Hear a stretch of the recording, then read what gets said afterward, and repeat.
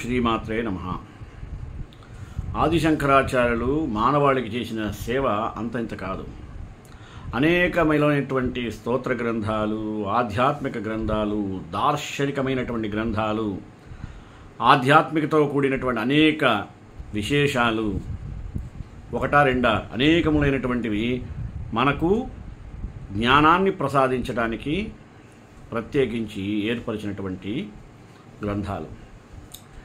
ఆదిశంకరులు కోరుకున్నది ఒకటే, యథార్థాన్ని తెలుసుకో, యథార్థంగా బ్రతుకు, జీవితమంతా కూడా మాయతో కప్పిపడి ఉంటుంది, ఆ మాయను గ్రహించు, ఆ మాయను తొలగించుకో, అటువంటి మాయకు బంధీవై జీవితాన్ని దుర్భరం చేసుకోకు అనేటువంటి అనేక విశేషాలను మనకి పొందుపరిచి గ్రంథ రూపంలో అందించినటువంటి మహనీయుడు. మనం ఇప్పటి వరకు మొదటి ఎపిసోడ్లో ఆదిశంకరుల పంచప్రకరణంలో మొదటి భాగమైంది. ఇప్పుడు రెండవ భాగం ప్రార్థన. వక్రతుండ మహాకాయ సూర్యకోటి సమప్రభ అవిఘ్నం కురు మే దేవా సర్వకార్యేషు సర్వదా. ఇక పరబ్రహ్మం అంటే ఏంది? ఏకం అద్వితీయం సత్యం జ్ఞానం అనంతమైనది. దీనినే మనం పరమాత్మ అని కూడా అంటారు. ఇక పంచకోశాలు, అన్నమయ కోశము, ప్రాణమయ కోశము, మనోమయ కోశము, విజ్ఞానమయ కోశము, ఆనందమయ కోశము అనేది 5. ఇవి ఆత్మ కంటే భిన్నమైనవి, అనాత్మగా పరిగణింపదగ్గవి. ఇక పంచభూతాలు పృథివీ, ఆపః, తేజః, వాయుః, ఆకాశః అనేటువంటి 5 కూడా, వీటికి పంచమహాభూతములని కూడా పేరు కలదు. ఇక పంచీకరణం చాలామందికి తెలియని విషయం. ఒక వస్తువుని 5 భాగాలుగా చేయడం పంచీకరణం అంటారు. పృథివీ, ఆపః, తేజః, వాయుః, ఆకాశః మొదలైనటువంటి భూతాలు 5 ఒక్కొక్కటి ఇతర భూతాలతో కలిసి పంచమహాభూతాలుగా ఏర్పడటం. ఉదాహరణకి పృథివీలో సగభాగంలో ఇతరములైనటువంటి జలము, తేజస్సు, వాయువు, ఆకాశం అనే 4 కూడా సమపాళ్లలో, అంటే 1/8 వంతు చొప్పున సగభాగంగా మిగిలిన పృథివీతో కలిసి పృథివీ మహాభూతంగా ఏర్పడుతుంది. రెండవది పృథివీ 1/2 ప్లస్ జలం మొదలైనవి 4, 1/8 ప్లస్ 8 ప్లస్ 1/8 ప్లస్ 1 ఇట్లే తక్కిన మహాభూతాలు కూడా ఏర్పడతాయి. ఈ విధంగా పంచీకరణ పొందిన తరువాత పంచమహాభూతాలు స్థూల శరీరంగా పరిణమిస్తాయి. ఇక ప్రజ్ఞ. జీవుడు ఈశ్వరుడు అభిన్నం. జీవుడు ఈశ్వరుడు అభిన్నులు. ఒక్కరు అనే ప్రవాహంలో మునిగి మనస్సు యొక్క వృత్తి నిర్వికల్పంగా చిన్మాత్రంగా ఉండటమే ప్రజ్ఞం. ప్రత్యగాత్మ. ప్రతి శరీరం అంచతి ప్రాప్నోతి ఇది ప్రత్యేగాత్మ అని వ్యుత్పత్తి. అంటే ప్రతి శరీరంలోనూ ప్రవేశించున్నది. ప్రతి సర్వతః ప్రాప్నోతి ఇది ప్రత్యేగాత్మ అని కూడా నిరుక్తి చెప్పబడింది. అంతటా ప్రవేశించినది అని భావము. పరమాత్మ, జీవుడు అని 2 అర్థాలను బోధిస్తుంది. ప్రత్యయం. ప్రతీతత్వాత్ ప్రత్యయః. ప్రాగభావం. అభావం అంటే లేని స్థితి. కుండ యొక్క ఉత్పత్తికి ముందు ఉండే స్థితి. కుండ యొక్క ప్రాగభావం అనిపించుకుంటుంది. ప్రాజ్ఞుడు. శరీరబద్ధుడైనటువంటి జీవుడు. సుషుప్తి దశలో జీవునికి ప్రాజ్ఞుడు అని వ్యవహారం. ప్రాణమయ కోశం. వాక్కు మొదలైనటువంటి పంచకర్మేంద్రియాలతో కూడినటువంటి ప్రాణం ప్రాణమయ కోశం. దీని చేతనే అన్నమయ కోశం ఏర్పడుతుంది. అన్నంతో నిండినదై సకల కర్మల యందు ప్రవర్తిస్తుంది. ఇది అనాత్మ.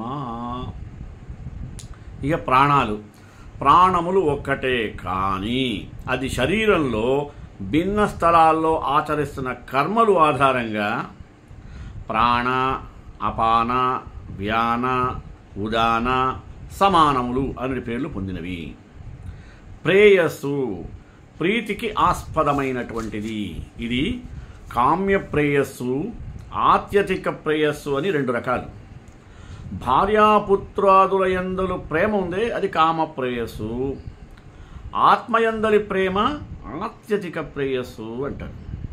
ఇక భావ వికారాలు, ఇది వస్తువు యొక్క వివరాలు. ఇవి 6 విధాలు. జాయతే, అస్తి, విపరిణమతే, వర్ధతే, అపక్షీయతే, నశ్యతి. అంటే పుట్టడం, జాయతే, అస్తి ఉండడం, విపరిణమతే మార్పు పొందడం, అలాగే అపక్షీయతే క్షీణించడం, వర్ధతే పెరగడం, నశ్యతి నశించడం అనేటువంటి వికారాలు. ఇవి ఆత్మకు లేవు, ఇవి అనాత్మధర్మాలు మాత్రమే. భ్రాంతి, ఇది అధ్యాస అంటారు. ఒక వస్తువుని మరొక వస్తువుగా తలంచడం. ఎలా? త్రాడు అనే ఒక వస్తువుని మరొక వస్తువు అయిన పామునుగా నిశ్చయించడం. అనాత్మైనటువంటి దేహాదికాన్ని తాను అనుభవించడం. మననం, మనం విన్న విషయాన్ని ఉపపత్తులతో చింతించడం. శృతస్యార్థస్య ఉపపత్తిభిః చింతనం. మనస్సు సంకల్ప వికల్ప రూపమైనది. మనోమయ కోశం.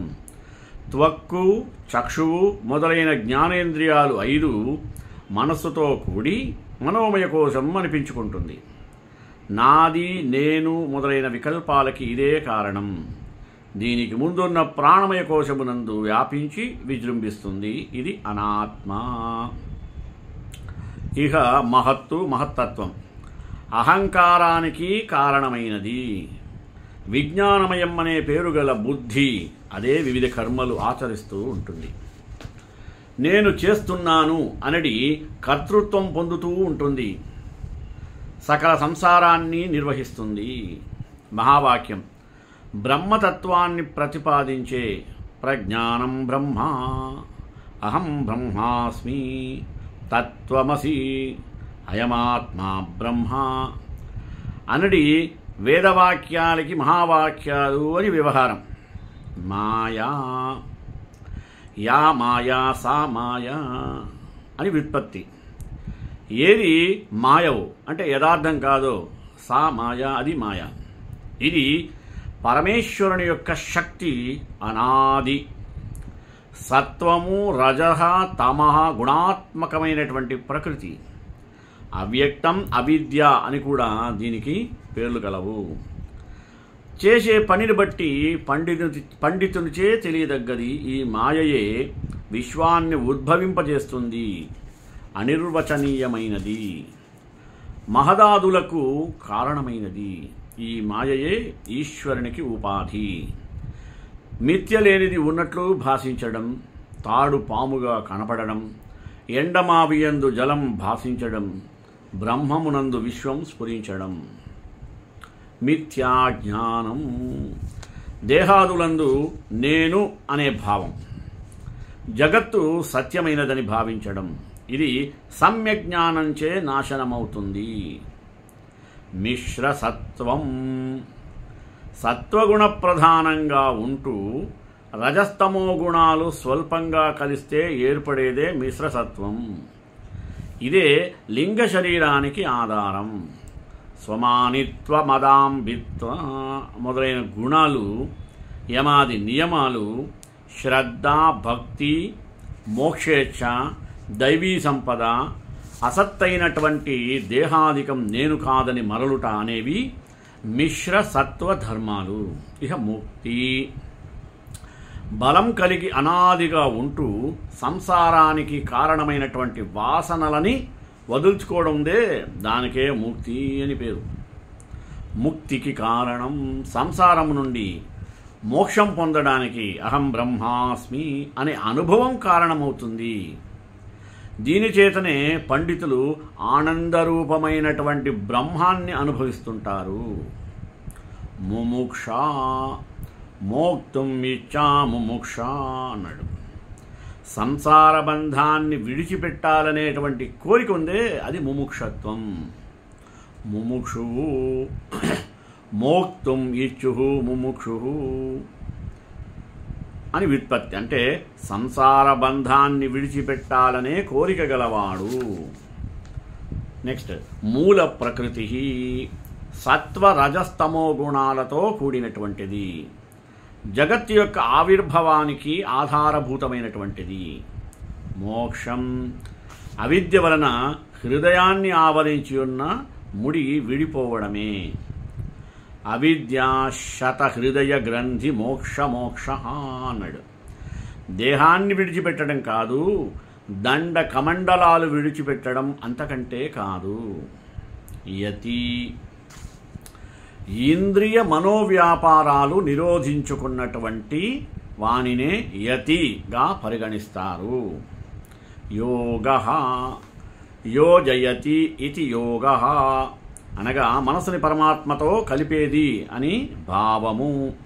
యోగః చిత్తవృత్తి నిరోధకః అని పతంజలి యొక్క యోగ సూత్రం. అంటే అదేంది?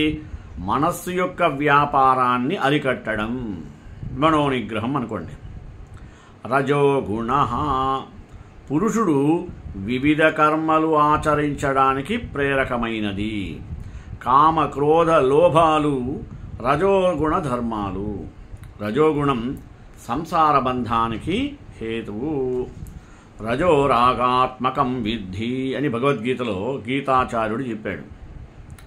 రజ్జు సర్పభ్రాంతి మసక మసక చీకటి వేళ ఒకడు తాడును చూసి పాము అని భ్రాంతి పడుతాడు. ఆ భ్రాంతికి మూలమైంది అజ్ఞానం. అంటే లేదు దాన్ని ఉన్నట్టు ఊహించుకోవడం అజ్ఞానం కదా. యథార్థ వస్తువు తెలిసినప్పుడు ఆ భ్రాంతి తొలగిపోతుంది. అయ్యా ఇది పాము కాదు తాడని ఎవరైనా తీసుకొచ్చి చూపించారనుకోండి, అప్పుడు అజ్ఞానం పోయి అంటే భ్రాంతి పోయి జ్ఞానం మిగులుతుంది.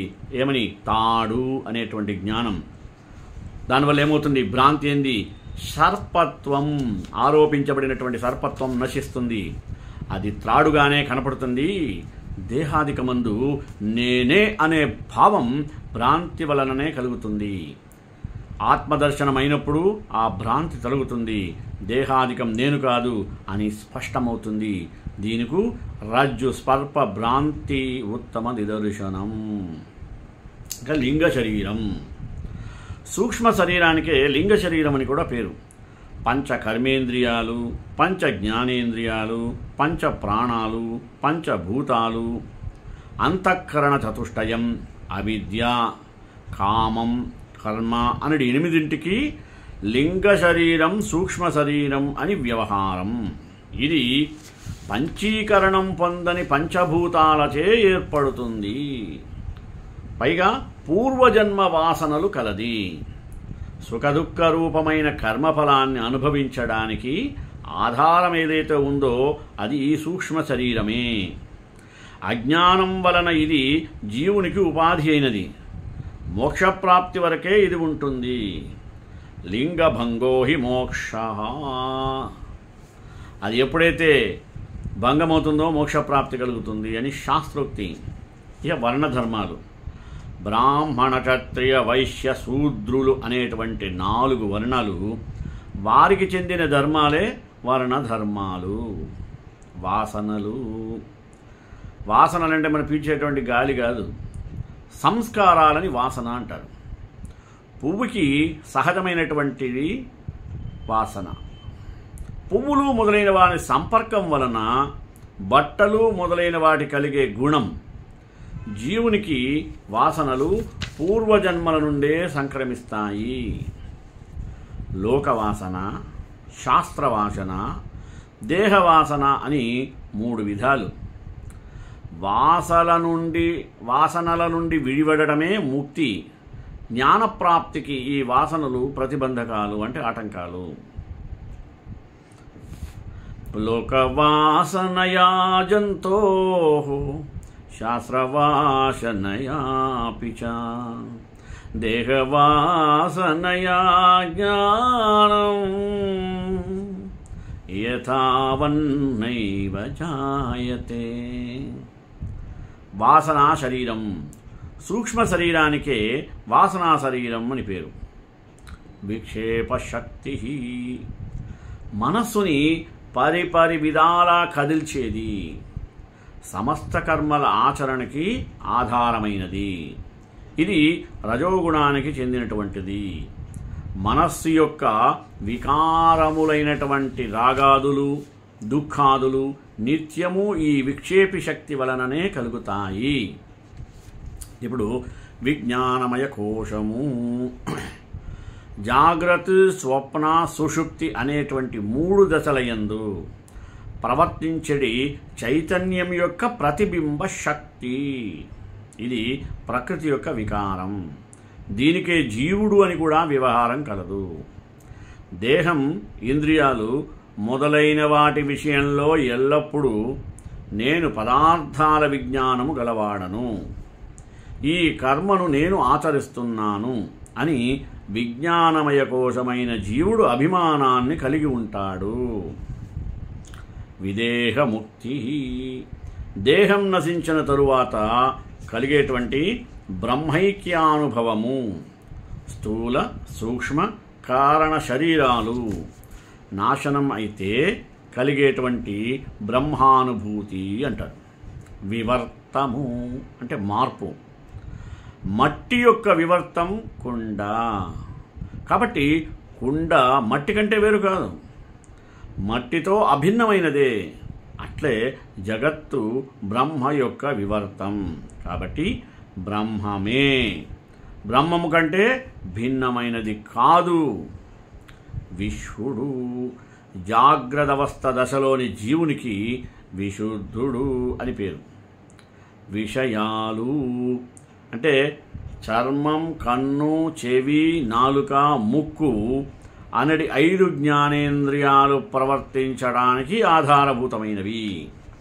అవి స్పర్శ, రూప, రస, గంధములు అనేటువంటి జ్ఞానేంద్రియాలు 5 ఈ విషయాలపై ప్రవర్తించడము వలన అతనిని దర్శించడానికి ప్రతిబంధకం ఏర్పడుతుంది. విషయాల నుండి ఇంద్రియాలను మరల్చి వాటి వాటి స్థానాలలో ఆ ఇంద్రియాలను నిలుపుకోగలిగినప్పుడు ఆత్మానుభూతి లభిస్తుంది. వైరాగ్యం, రాగం అంటే కోరిక. ఆ కోరిక లేనివాడు, రాగం లేనివాడు విరాగుడు. అతని ధర్మం వైరాగ్యం. విగతః రాగః విరాగః తస్య భావం వైరాగ్యం. దేహంతో ఆరంభించి కార్యబ్రహ్మ పర్యంతం గల సమస్త వస్తువు అనిత్యమైనదే. అనుభవింపదగిన ఆ నిత్య వస్తువు యొక్క దర్శనం, శ్రవణం మొదలైన వాటి యందు కోరికను విడిచిపెట్టడం వైరాగ్యం. ఈ వైరాగ్యము నైర్వేద్య, జ్ఞానగర్భ అని 2 విధాలు. నిర్వేదం అంటే దుఃఖం అని అర్థం. దాని వలన కలిగడి వైరాగ్యమునకు నైర్వేద్యం అని పేరు. అది నైవేద్య రూపమైనటువంటి వైరాగ్యం అని అర్థం. పుత్రుడు, స్నేహితుడు, ఐశ్వర్యము, కోరికలు మొదలైన వాటిని పొందలేకపోయినప్పుడు కలిగినటువంటి దుఃఖం వలన కలిగేటువంటి వైరాగ్యం నైర్వేద్య వైరాగ్యం అని అనిపించుకుంటుందట. ఇంచుమించు ఇది తాత్కాలికమైనది. గురువు గావించిన జ్ఞానోపదేశం వలన కలిగే వైరాగ్యము జ్ఞానగర్భ వైరాగ్యము అంటారు. ఈ జ్ఞానగర్భ వైరాగ్యము కలిగినప్పుడు ఇల్లు, పుత్రుడు, స్నేహితుడు మొదలైన వాటిని అన్నింటినీ వాంతి వలె భావిస్తాడు మరియు అసహ్యించుకుంటాడు. అలాగే జుగుప్సతో వాటిపై ఏమాత్రము ఆసక్తిని పొందడు. నిజమైన వైరాగ్యం ప్రసవ వేదన పడిన సందర్భంలో తనకు కలిగిన అవస్థ ఉందే అది భగవత్ ప్రసాదితమైనదని, ఆ అవస్థను పొందినటువంటి తాను భగవంతుని యొక్క సృష్టి క్రమంలో ఒక నిమిత్ర మాతృరాలినని బాలింతరాలైన ఒక స్త్రీ గనక ఆ యథార్థాన్ని పట్టుకుంటే, ఆ యథార్థాన్ని గ్రహించినట్లయితే తాను చేసిన వ్యాపారంలో ఏర్పడిన నష్టం తన అకృత్యాలకు భగవంతుడు విధించిన శిక్ష అని ఒక వ్యాపారస్తుడు గ్రహించినప్పుడు బిడ్డలు తనను తూలనాడడం తన ప్రారబ్ధమని, అందులో తన బిడ్డల ప్రమేయం కూడా లేదని ఒక తండ్రి లేదా తల్లి గ్రహించినప్పుడు తాను కోరే స్వప్రయోజనం తనకు ఉపాధి కల్పించిన సంస్థకు బరువు కావడం వల్లనే తనకు సంస్థ ప్రయోజనం కల్పించలేదని ఒక ఉద్యోగి గ్రహించినప్పుడు కూడా వారిలో చోటు చేసుకునేటువంటి అనుభూతి ఉందే, అది వారిని అన్నింటినీ అతీతంగా మార్చేస్తుంది. అలా మార్చేటువంటి స్థితి ఏదైతే ఉందో దానినే నిజమైన వైరాగ్యం అంటారు. ఇక శబల బ్రహ్మ, హిరణ్యగర్భ బ్రహ్మము, శమము. మనోనిగ్రహానికి శమము అని పేరు. రూప రస గంధాది విషయాలు దోషభూయిష్టములని భావిస్తూ వాటిపై గల అనురాగాన్ని పూర్తిగా విడిచిపెట్టి తన లక్ష్యసిద్ధమైనటువంటి ప్రత్యేగాత్మయందు మనస్సుని స్థిరంగా నిలపడమే శమము అంటారు. శమాది షట్కః అన్నాడు. శమం, దమం, ఉపరతి, తితిక్ష, శ్రద్ధ, సమాధానం అనేటువంటి ఆరింటికి కూడా శమాది షట్కం అని పేరు.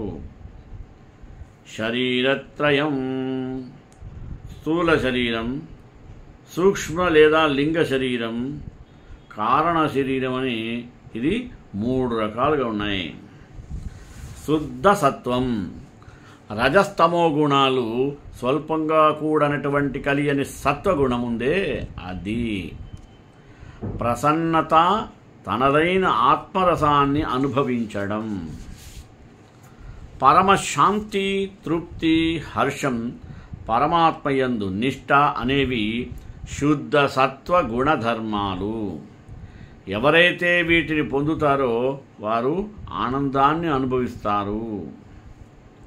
ఇహ శ్రద్ధ, వేదంలో చెప్పబడినది, గురువు ఉపదేశించినది సత్యమే అని నిశ్చయాత్మకంగా విశ్వసించేటువంటి బుద్ధి.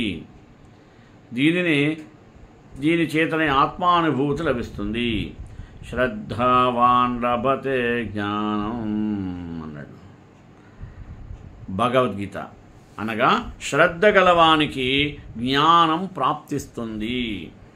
శ్రవణం, ఉపక్రమ ఉపసంహారాలచే వేదాంత వాక్యాలకి అద్వితీయ పరబ్రహ్మనందు తాత్పర్యాన్ని నిర్ణయించడం. అంటే వేదాంత సంప్రదాయంలో శ్రవణం అనిపించుకోండి. షడ్విధం యుక్తిభిః వేదవాక్యానాం అని అద్వితీయ బ్రహ్మాణి తాత్పర్య నిశ్చయ శరణ్యం అని శాస్త్రోక్తి. అంటే ఉపసంహారాలు, అభ్యాసం, అపూరత్వ ఫలం, అర్ధవాదం, ఉపపత్తి అనే అరికట్టించే వేదాంతం వాక్యాలకి అద్వితీయమైన బ్రహ్మమునందు తాత్పర్యాన్ని నిర్ణయించటం శ్రవణం అని పేరు. శ్రేయస్సు, సుకృతానికి ఇది సాధనం. ఇది కూడా కామ్య శ్రేయస్సు, ఆత్యతిక శ్రేయస్సులు నిదాలు. ఫలాన్ని ఉద్దేశించి చేయబడే కర్మ కార్యశ్రేయస్సని లేదా కామశ్రేయస్సని, ఉపవాసం మొదలైనవి మోక్ష సాధన సాధ్యమైనదని ఆత్యతిక శ్రేయస్సు. ఇక షడ్డాన వికారాలు. వస్తువు పొందే 6 విధాలైన మార్పులు: పుట్టడం, ఉండడం, మార్పు పొందడం, పెరగడం, క్షీణించడం, నశించడం. షడ్భావ వికారాః భవంతీతి వార్షాయణిః జాయతే అస్తి విపరిణమతే వర్ధతే అనుక్షీయతే వినశ్యతి శృతి అని శాస్త్రోక్తి. షడ్విధ లింగాలు.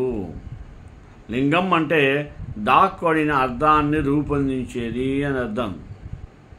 దాని వ్యుత్పత్తి కూడా లీనమర్థం గమయత్ అని వ్యుత్పత్తి.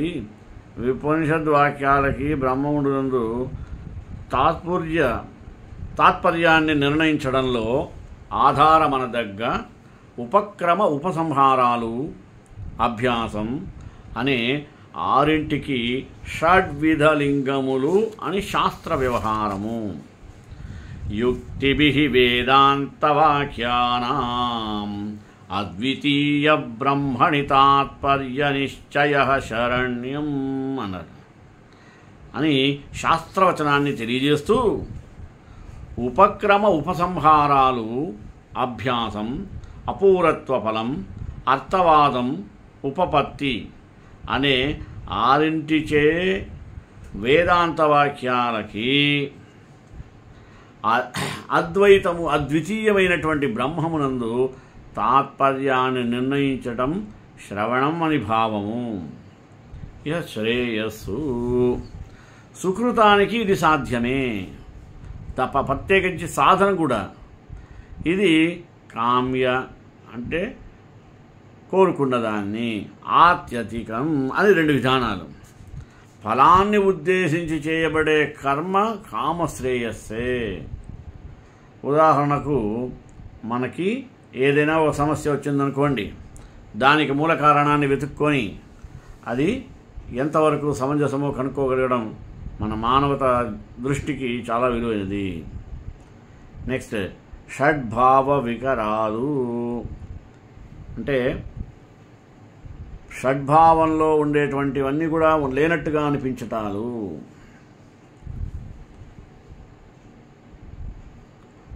వస్తువు పొందే 6 విధాలైనటువంటి మార్పులు. పుట్టడం, ఉండడం, మార్పు పొందడం, పెరగడం, క్షీణించడం, నాశనం అన్నాడు. ఆ షడ్భావ వికారాః భవంతీతి వా వాషాయణి జాయతే క్షీయంతే వినశ్యతీతి శాస్త్రోక్తి. షడ్విధ లింగములు. లీనమర్థం గమయతి అని వ్యుత్పత్తి.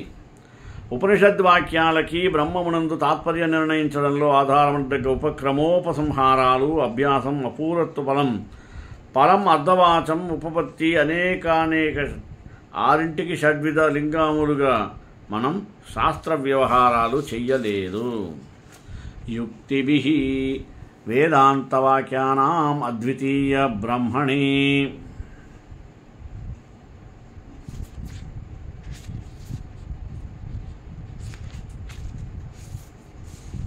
సత్తు అన్నాడు అంటే 3 కాలంలో ఉండేవి. సత్వగుణం 3 గుణాల్లో ప్రధానమైనది, ఆత్మానుభూతికి అత్యంత ముఖ్యమైనది. సత్వాత్ సంజాయతే జ్ఞానం అని భగవద్గీత. సత్వగుణం నుండే జ్ఞానం కలుగుతుందని భావం. ఇది శుద్ధ సత్వమిశ్ర సత్వం అని 2 విధాలు. సన్యాసం సమ్యక్ న్యాసః సన్యాసః చక్కగా విడిచిపెట్టడం అని భావము. కామ్యకర్మలని విడిచిపెట్టడం సన్యాసం అని భగవద్గీత చెప్తోంది. కామ్యానాం కర్మణాం త్యాగః సన్యాసం సంకలవయో విదుః. సన్యాసం వివిధిషా సన్యాసం విద్వత్ సన్యాసం అని 2 విధాలు. తత్వాన్ని తెలుసుకోవాలనేటువంటి దృఢమైనటువంటి నిశ్చయం వలన స్వీకరించిన సన్యాసం వివిధిషా సన్యాసం. తత్వజ్ఞాన సంపన్న గ్రహించిన సన్యాసం తత్వజ్ఞాన సన్యాసం. సముదానం శుద్ధమైన బ్రహ్మనందు అనగా నీటి ప్రత్యేగాత్మయందు బుద్ధిని స్థిరంగా వెలిగించడం అని అర్థం. సమాధి. సమ్యక్ జ్ఞానం బ్రహ్మము ఆత్మ ఒకటే కానీ 2 కావు, అవి అభిన్నములు అని నిశ్చయంగా తెలిపే జ్ఞానం. స్వప్నావస్థ కళ. జీవుడు సూక్ష్మశరీరంలో ఉండటం, తాను మాత్రమే ప్రకాశిస్తూ ఉంటాడు. జాగ్రత్త అవస్థలో ఇంద్రియాలు ఆచరించేటువంటి పనులన్నిటిని స్వప్నావస్థలో బుద్ధి ఒకటే స్వయంగా నిర్వహిస్తుంది. సాధన చతుష్టయం నిత్యానిత్య వస్తువు వివేకం ఇహామూత్ర ఫలం విరాగమవుతుంది. ముముక్షత్వం స్వాప్నిక దేహం స్వప్నానుభవానికి కారణమైంది. దీనికి సూక్ష్మ శరీరం అని నారణ చేసింది. సుషుప్తి గాఢ నిద్ర ఇంద్రియముల యొక్క మరియు బుద్ధి యొక్క వృత్తులు అన్నీ అంతఃకరణమునందు లీనమై ఉండే స్థితి. ఇదే కారణ శరీరం. సర్వ విధాలైన వస్తువు జ్ఞానం మనశ్శాంతి కలిగిస్తుంది. బుద్ధి మాత్రం బీజమాత్రంగా ఉంటుంది. సుషుప్తిని పొందడానికి వాడు కొంచెం కూడా తెలియనటువంటి సుఖాన్ని అనుభవించాడు అని అర్థం.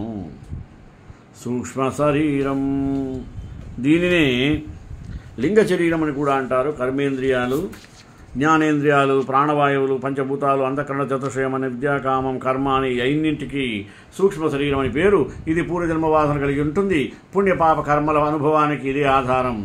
వాసనా శరీరం అని కూడా దీనికి వ్యవహారం.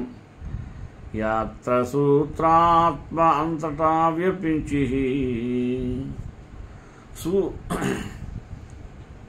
సర్వప్రాణులని విశ్వాన్ని నిలిపేది. హిరణ్యగర్భము భుజాలు పృష్ఠ అనేటువంటి అవయవాలతోనూ కూడినది. నేను నాది అనేటువంటి మోహానికి ఆధారమైనది. పంచీకరణం పొందినటువంటి పంచభూతములలో ఏర్పడేది. సేతువు ఆదానం కోసం క్రోధం, అశ్రద్ధ, అసత్ అనే నాలుగింటిని వేద శాస్త్రంలో సేతు అనే సంజ్ఞ. ఈ నాలుగు సేతు అని అర్థం. ఇలాంటివి అదానం అనిపించుకుంటుంది. హిరణ్యగర్భ బ్రహ్మకు సమస్త విశ్వానికి ఆత్మ అయినదే కదా. ముగింపు. జగద్గురుడు ఇతర ప్రకటన గ్రంథాలు అన్నింటిలోనూ వివేకంతో చూడమని మహద్భాగ్యం దర్పణం అనే రెండు ప్రశస్తములైనవి. ఆహా, వాక్య దర్పణం అంటే మహావాక్యార్థాలన్నీ విశదీకరించడంలో అర్థం లాంటిది. అర్థం ప్రజ్ఞానం బ్రహ్మ, అహమాస్మి బ్రహ్మ, ప్రత్వమసి, అయమాత్మ బ్రహ్మ అనేటువంటి 4 శృతి వాక్యాలకి మహావాక్యాలని పేరు. శంకరాచార్యుడు చాందోగ్యోపనిషత్తుకి చెందిన తత్వమసి అనే మహావాక్యంలోకి మాత్రమే సవరణగా వెళ్ళగలిగాం. మహావాక్య దర్పణం రచనని సంతరించినట్లు నిశ్చితంగా సమీక్షించి అప్పుడు మనం తోచినటువంటి వాటిని తక్కువకి వ్యవహరించి ఉంటాము. జ్ఞానదేవహి కైవల్యం. జ్ఞానం అనేటువంటిది మనిషికి కైవల్యాన్ని కలిగిస్తుంది అని తెలియజేస్తూ శ్రేయకాంతాయ కళ్యాణ నిదే నిదేద్రాం శ్రీ వెంకటనివాస శ్రీనివాసాయ మంగళం మంగళాచార్య సర్వేష పురైరాచార్య సత్కృతాయాస్తు మంగళం.